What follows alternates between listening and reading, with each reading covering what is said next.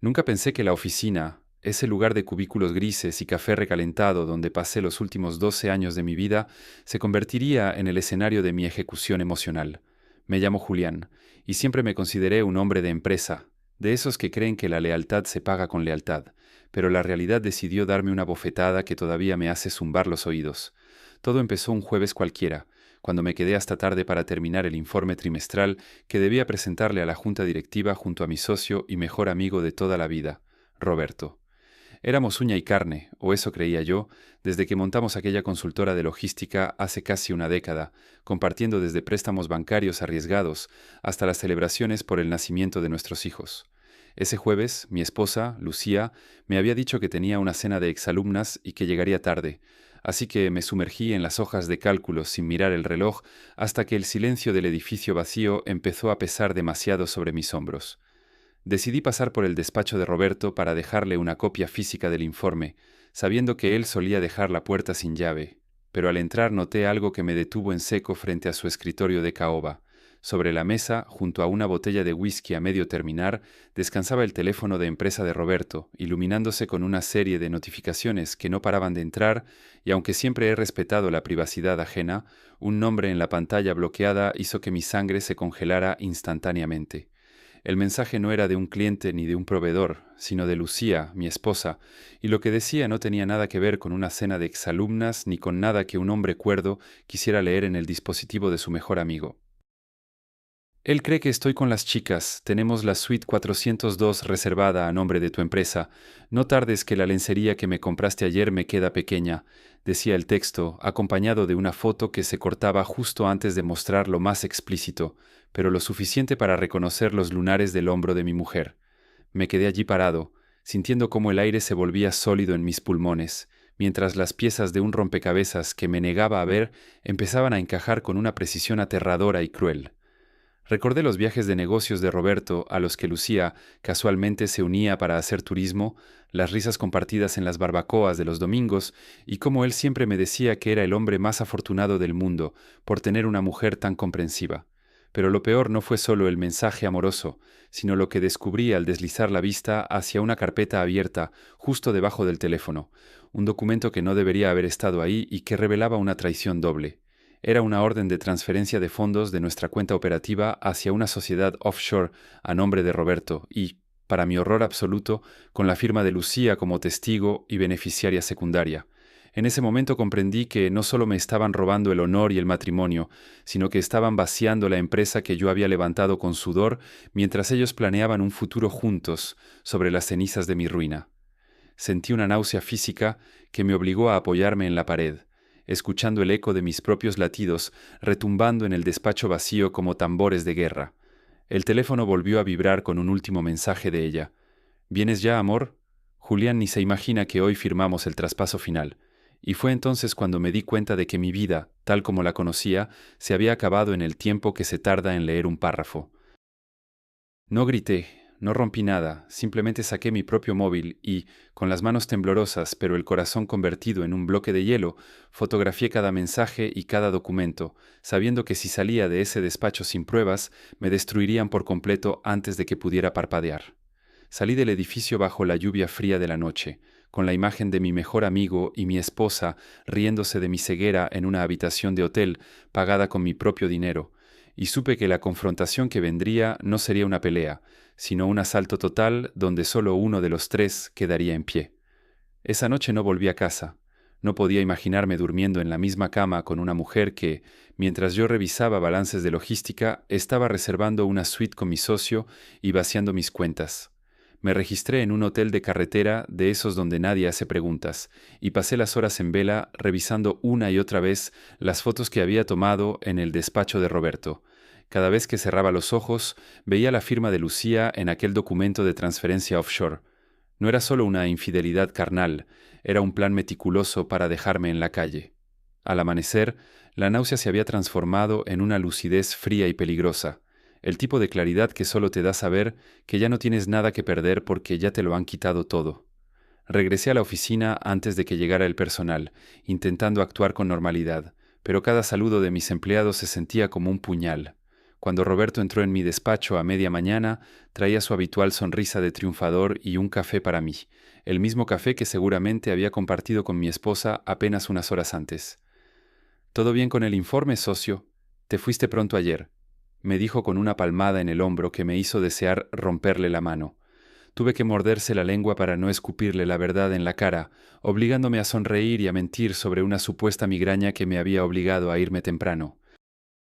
Verlo actuar con tanta naturalidad, tratándome como a un hermano mientras planeaba el traspaso final de mi propia vida, me hizo comprender que me enfrentaba a un psicópata corporativo. La situación empeoró cuando llegué a casa esa tarde y Lucía me recibió con un beso y una historia perfectamente ensayada sobre su cena de exalumnas. El gaslighting fue brutal. Cuando mencioné que la empresa parecía estar pasando por un bache financiero, ella me miró con una lástima fingida y me dijo que tal vez estaba trabajando demasiado y que mi paranoia estaba afectando mi juicio. «Julián, amor, estás obsesionado con Roberto, él solo intenta protegernos», soltó con una frialdad que me dio escalofríos, usando mi confianza en mi mejor amigo como un arma para hacerme dudar de mis propios ojos. Durante la cena observé sus manos, esas manos que habían firmado mi ruina, y me di cuenta de que ella no solo era cómplice, sino posiblemente el cerebro detrás del desvío de fondos. Decidí empezar a tirar del hilo por mi cuenta, convirtiéndome en un extraño en mi propia empresa, alguien que revisaba registros de seguridad y facturas en los descansos. Descubrí que los viajes de negocios de Roberto a los que Lucía se unía no eran para hacer turismo, sino que coincidían exactamente con las fechas en las que se habían abierto las cuentas en el extranjero. Pero el descubrimiento más amargo llegó de un lugar inesperado, nuestra secretaria de toda la vida, que me entregó discretamente un sobre con los registros de las llamadas del teléfono de empresa de Roberto. Allí estaban, cientos de llamadas a horas intempestivas, no solo a Lucía, sino a un abogado especializado en bancarrotas fraudulentas. El golpe final de esta fase ocurrió el viernes, cuando recibí una notificación de nuestro banco principal. Roberto había solicitado un préstamo masivo poniendo como aval el edificio de nuestra sede, utilizando un poder notarial con mi firma falsificada. Al confrontar los documentos, vi que la falsificación era casi perfecta, pero el testigo que daba fe de mi consentimiento no era otro que el padre de Lucía, mi propio suegro. La escala de la traición era total. No eran solo ellos dos, era una red familiar y profesional diseñada para borrarme del mapa. Me quedé en mi coche, bajo una lluvia que parecía querer limpiar la suciedad de mi alma, sabiendo que si no actuaba de inmediato, el lunes por la mañana, ya no tendría ni casa, ni empresa, ni dignidad. El fin de semana fue un descenso al centro de mi propia pesadilla, pero también el momento en que el cazador decidió dejar de ser la presa. Pasé horas encerrado en un café internet lejos de mi vecindario, rastreando cada movimiento de la sociedad offshore que Roberto y Lucía habían creado, y fue allí donde encontré la pieza que faltaba, un aliado inesperado que no buscaba justicia, sino venganza. Se trataba de la exesposa de Roberto, a quien él había dejado en la ruina años atrás con una maniobra similar. Tras una llamada tensa y llena de desconfianza, ella aceptó reunirse conmigo en un parque apartado, entregándome una carpeta con los antecedentes de Roberto que demostraban un patrón sistemático de fraude corporativo y seducción dirigida a las esposas de sus socios para obtener control total de sus activos. Con esa información quemándome en las manos, empecé a tomar decisiones activas, aunque cada paso me costaba un pedazo de mi antigua identidad. Contacté a un abogado penalista experto en delitos financieros y, bajo su dirección, comencé a documentar no solo el desvío de fondos, sino la falsificación de mi firma en la que mi suegro había participado. Sin embargo, el precio emocional seguía cobrando sus facturas. Esa misma noche tuve que fingir que dormía mientras Lucía hablaba por teléfono en el baño, y la escuché decir entre risas: «Ya casi está, solo un par de firmas más y Julián será historia. Nos iremos antes de que se dé cuenta de que el edificio ya no es suyo». Escuchar a la madre de mis hijos planear mi indigencia con tal sangre fría fue una pérdida social y familiar de la que sabía que nunca me recuperaría por completo. La gran verdad que terminó de poner mi mundo del revés surgió cuando profundicé en los registros de la clínica privada a la que Lucía asistía supuestamente por un tratamiento de fertilidad que llevábamos meses intentando pagar. Al acceder al portal con sus claves, que ella nunca se molestó en cambiar, descubrí que no estaba tratando de concebir conmigo, sino que se había sometido a un procedimiento de ligadura de trompas en secreto hacía 2 años, justo cuando empezamos a intentarlo. Todo este tiempo, mi deseo de ser padre de nuevo y mis esfuerzos económicos para costear ese tratamiento inexistente fueron utilizados como una cortina de humo para que ella tuviera excusas para sus constantes citas médicas y ausencias. El domingo por la noche, mientras observaba a Roberto y Lucía compartir una copa de vino en mi propio jardín durante una visita amigable de él, comprendí con una claridad devastadora que nada podía volver a ser como antes. No había espacio para el perdón ni para la reconstrucción, porque no se trataba de un error momentáneo, sino de una arquitectura de engaño que abarcaba cada rincón de mi existencia. Me quedé mirándolos desde la ventana de mi estudio, sintiendo cómo el afecto que alguna vez sentí por ellos se evaporaba para dejar paso a una estrategia fría y quirúrgica. El lunes no sería un día de trabajo normal, sería el inicio de una guerra donde ellos aún creían que yo no tenía municiones, sin saber que ya había encendido la mecha que haría estallar su mundo de mentiras. La confrontación no fue el estallido de furia que ellos esperaban, sino una ejecución fría y quirúrgica de un plan que había madurado en la oscuridad de mi desprecio. Durante las semanas previas, mientras ellos decoraban mentalmente su nueva vida con mi dinero, yo me dedicaba a blindar cada centavo y a documentar cada mentira con la ayuda de la exesposa de Roberto y los registros que mi secretaria me había facilitado. El lunes por la tarde regresé a la oficina y encontré la escena que se había vuelto su rutina. Roberto sentado en mi escritorio, bebiendo de mi whisky, mientras Lucía reía de algo que él decía con una complicidad que me revolvió el estómago. Al verme entrar, la risa de Lucía se extinguió como una vela bajo un vendaval, y Roberto intentó levantarse, pero mi mirada lo clavó a la silla. No les di tiempo a balbucear excusas sobre reuniones de negocios o malentendidos. Saqué la carpeta con los antecedentes de fraude de Roberto y la puse sobre la mesa junto a los registros de la clínica de fertilidad y las pruebas del desvío de fondos offshore. Sé lo de la ligadura de trompas, sé lo de la sociedad offshore donde has estado desviando mis gonorari y sobre todo sé lo del préstamo que intentaste pedir falsificando mi firma con la ayuda de tu padre.